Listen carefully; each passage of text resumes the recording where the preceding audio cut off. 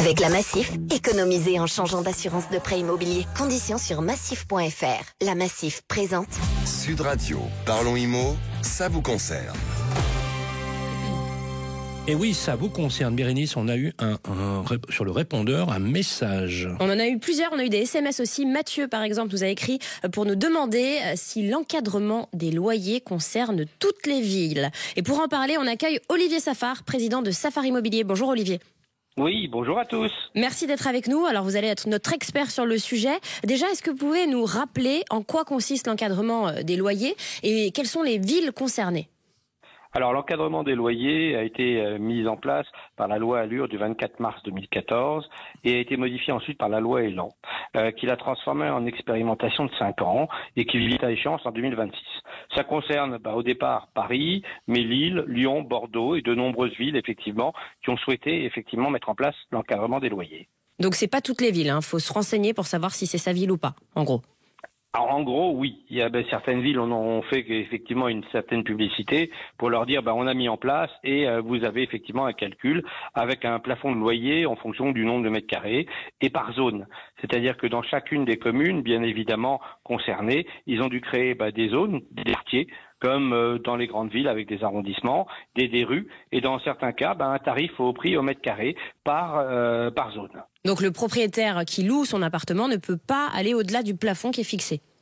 Alors, il doit respecter ce plafond qui est calculé effectivement directement en ligne la plupart du temps, mis à jour, mais il y a une possibilité d'avoir un complément de loyer.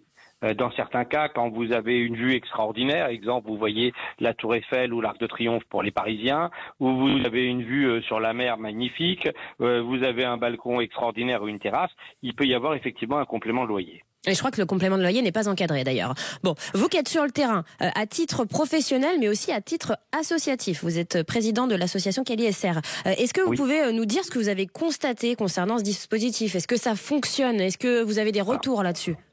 Alors, on a beaucoup de retours. Au départ, on s'était dit, c'est une bonne solution. Ça va permettre effectivement de corriger un peu la crise et de faciliter l'accès au logement. Sauf qu'on s'est rendu compte globalement, on a pris des chiffres, entre janvier 2021 et septembre 2024, on a l'offre locative sur la région parisienne qui a chuté de 55%. Alors que notre demande a augmenté de 100%. Donc vous voyez qu'effectivement, avec l'encadrement des loyers à Paris, ça marche pas. Mais est-ce que c'est à cause de l'encadrement que ça chute ? C'est pas forcément à cause de ça ? Il n'y a pas que ça, mais le problème de l'encadrement des loyers a fait partir les propriétaires bailleurs. On s'est retrouvé avec de nombreux biens qui ne sont plus restés sur le marché locatif. Ils sont partis pour certains en Airbnb, pour d'autres en co-living, pour les derniers en bail mobilité ou en bail code civil. Donc à chaque fois, le but du jeu pour eux, c'était de sortir de cette partie d'encadrement des loyers pour louer plus avoir cher, un loyer plus important et plus cher. Oui. Bien évidemment. Alors j'entends ce que vous me dites, Olivier Safar, mais pourtant il y a un rapport parlementaire qui vient d'être rendu et qui dit que ce dispositif fonctionne et mérite même d'être pérennisé. Je rappelle, vous l'avez dit, qu'il doit se terminer normalement en novembre 2026. Donc si je lis les conclusions de ce rapport, moi j'ai l'impression que c'est l'inverse de ce que vous me dites. Que ça fonctionne. Je suis d'accord avec vous. Moi, c'est pas du tout l'impression qu'on en a, ou en tout cas, ce sont pas les résultats. Que l'on doive le modifier pour le remettre peut-être plus adapté au marché, je peux le comprendre. Mais en aucun cas, c'est à pérenniser. Ça ne marche pas partout.